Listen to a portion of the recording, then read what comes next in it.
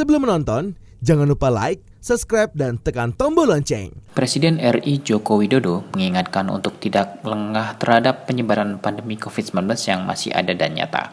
Hal tersebut disampaikannya usai melakukan peninjauan vaksinasi bagi seniman dan budayawan di Galeri Nasional Indonesia Jakarta. Presiden Jokowi juga mengingatkan ketidakwaspadaan tersebut berpotensi meningkatkan laju penularan COVID-19. Kegiatan vaksinasi kali ini diikuti kurang lebih 500 seniman dan budayawan dari wilayah Jabodetabek. Presiden menyampaikan, berdasarkan peninjauan yang dilakukan, pelaksanaan vaksinasi berjalan dengan lancar. Pandemi COVID masih ada dan nyata di negara kita. Oleh sebab itu kita tetap harus ingat dan waspada. Eling lan waspodo, tetap tidak boleh lengah. Tidak boleh menyepelekan yang namanya COVID. Jangan sampai situasi sekarang yang kurvanya sudah lebih baik, menurun, ini menjadi naik lagi gara-gara kita lengah dan tidak waspada. Dan pada pagi hari ini, alhamdulillah, kita bersama-sama dengan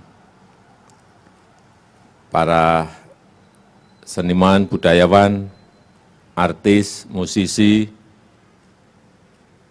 dari teater, dari seni tradisi, semuanya berkumpul di sini untuk divaksinasi dan kita harapkan beliau-beliau semuanya nanti bisa terlindungi dan tidak terpapar oleh COVID sehingga bisa beraktivitas seperti biasa. Dengan semakin gencarnya pelaksanaan vaksinasi yang dilakukan pemerintah, diharapkan dapat menekan laju penularan COVID-19. Mendampingi Presiden dalam peninjauan diantaranya Menteri Kesehatan Budi Gunadi Sadikin, Menteri Pariwisata dan Ekonomi Kreatif Sandiaga Salahuddin Uno, Menteri Pendidikan dan Kebudayaan Nadiem Makarim, serta Gubernur DKI Jakarta Anies Baswedan. Menteri Pariwisata dan Ekonomi Kreatif Sandiaga Salahuddin Uno mendorong dihadirkannya wisata berbasis otomotif di 5 destinasi super prioritas, yakni Danau Toba, Likupang, Borobudur, Mandalika, dan Labuan Bajo. Bagi yang sudah memiliki wisata berbasis otomotif, Menparekraf meminta untuk diperkuat. Pasalnya wisata yang melibatkan kendaraan ini bisa menjadi magnet menarik kunjungan wisatawan, baik wisatawan Nusantara maupun wisatawan mancanegara.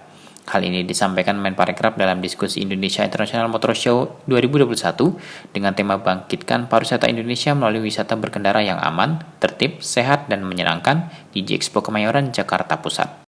Menparekraf menjelaskan ada 4 destinasi super prioritas yang sudah memiliki wisata berbasis otomotif ini, yaitu seperti Borobudur, Mandalika, Likupang, dan Labuan Bajo. Di Borobudur, bakal ada kejuaraan MXGP yang akan dilangsungkan di Kabupaten Purworejo pada Juli 2021. Dipilihnya Purworejo menjadi tuan rumah balap motor trail tingkat dunia ini dikarenakan tidak jauh dari destinasi Borobudur. Sementara yang tak kalah bergengsinya adalah MotoGP yang dihelat di Mandalika, Lombok, Nusa Tenggara Barat. Rencananya balap motor paling berkelas ini akan diselenggarakan pada Maret 2022. Sebelum MotoGP dilangsungkan, akan ada ajang Superbike pada November mendatang di kawasan wisata seluas 1.035 hektar tersebut. Saya sangat bangga, terharu, sekaligus juga termotivasi, dan saya harapkan event ini bisa membangkitkan semangat untuk semua penyelenggara event dan juga industri otomotif. Apalagi ada kebijakan-kebijakan pemerintah yang mendorong bahwa industri otomotif ini segera bangkit.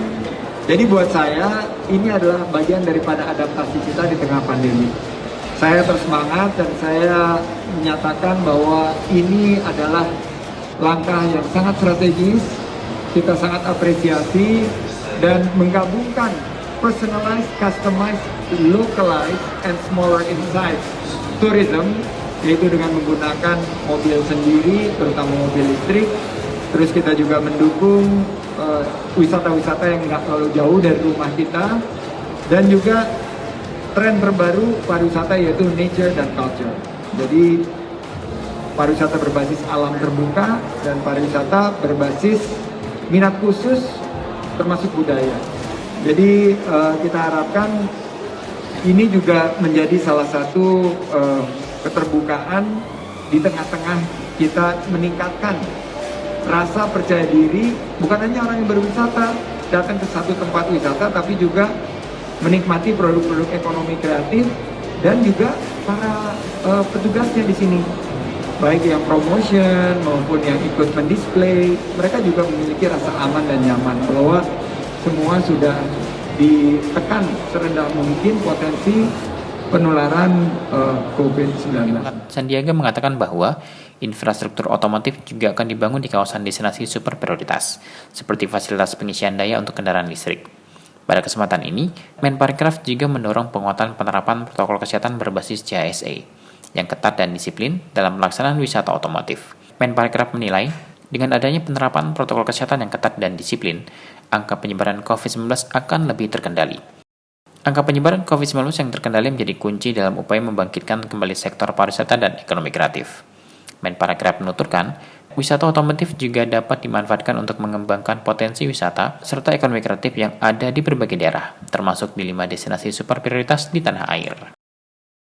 Ada kabar gembira dari Organisasi Pendidikan, Keilmuan, dan Kebudayaan Perserikatan Bangsa-Bangsa UNESCO untuk Indonesia, khususnya untuk Kepulauan Bangka Belitung.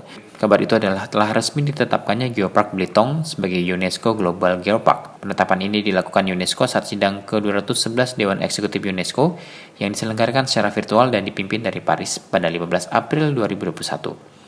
Pada sidang tersebut bersama Geopark Belitung terdapat 7 nominasi lain yang direkomendasikan oleh UNESCO Global Geopark Council untuk diinskripsi sebagai UNESCO Global Geopark baru.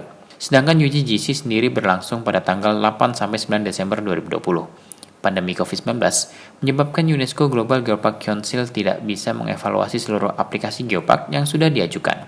Geopark Belitung yang terletak di Provinsi Bangka Belitung menjadi salah satu prioritas dalam pembahasan dan berhasil mendapatkan rekomendasi positif untuk dimasukkan ke dalam daftar UNESCO Global Geopark. Geopark Belitung merupakan Geopark Nasional Indonesia ke-6 yang masuk ke dalam daftar UNESCO Global Geopark. Sebelumnya, Indonesia telah berhasil mendaftarkan Kaldera Toba, Batur, Ciltuh, Gunung Sewu, dan Rinjani. Indonesia juga memiliki banyak kekayaan alam dan budaya yang masuk dalam daftar UNESCO, antara lain 9 situs warisan budaya dan alam dan 18 cagar biosfer. UNESCO mengakui keberagaman geologis di Pulau Belitung dan kepulauan di sekitarnya. Keberagaman tersebut termasuk landscape, bebatuan, mineral, proses geologis dan tektonik, serta evolusi bumi di Belitung. Geopark Belitung juga dinilai memiliki keunikan dengan adanya keterkaitan kuat antara aspek geologis, biologis, dan budaya. Landscape geologi Pulau Belitung yang unik menjadi rumah bagi berbagai flora dan fauna yang diantaranya hanya ditemukan di Belitung seperti ikan hampala dan ikan toman.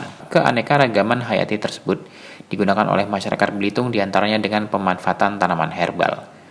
Penetapan Geopark Belitung sebagai UNESCO Global Geopark merupakan upaya bersama dari berbagai pemangku kepentingan baik pemerintah pusat dan daerah maupun akademisi, pemuda dan masyarakat lokal, khususnya dalam menyusun dokumen nominasi yang menggambarkan nilai-nilai universal, rencana pengelolaan, visibilitas, dan jejaring kerjasama Geopark Belitung.